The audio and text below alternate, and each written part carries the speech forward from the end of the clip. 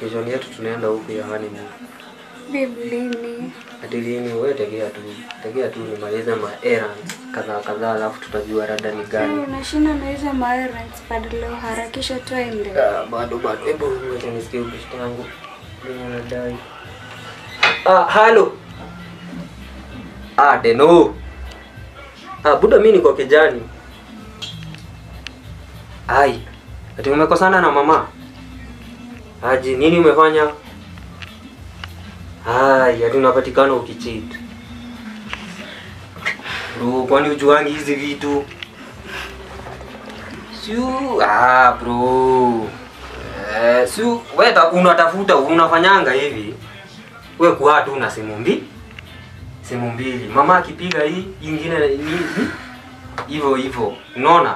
Lakini si ati ukua ati na nini mingi. Sawa basi, hebu jua venye tu utafanya. No ni keep updated. Sawa.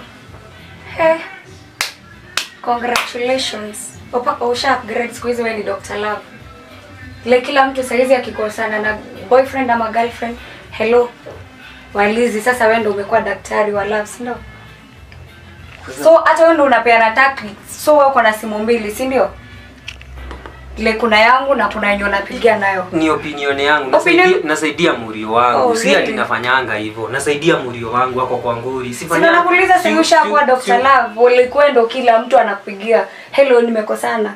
Sasa do small advice. Advice gani? Wewe fanya aje? Leta mkono yako. Enda tu upgrade. Sijui kama sasa umefanya bachelor, enda sasa ufanye degree. Yaani unanifunza degree in how to teach people to love each other and to solve disputes ama ku achieve. So unanifukuza. Fanya unanifukuza. Hapa enda upgrade. Sahi mimi siwezi kuwa nalipa rent hapa, lakini kazi yako wewe like unakaa tu hapa, kazi yako ni kuandika advice kwa na kitabu na karatasi ndio unashindanga. Umesema na una record. Umesema nipo. Ati vile wenda. Sahi na si kesho.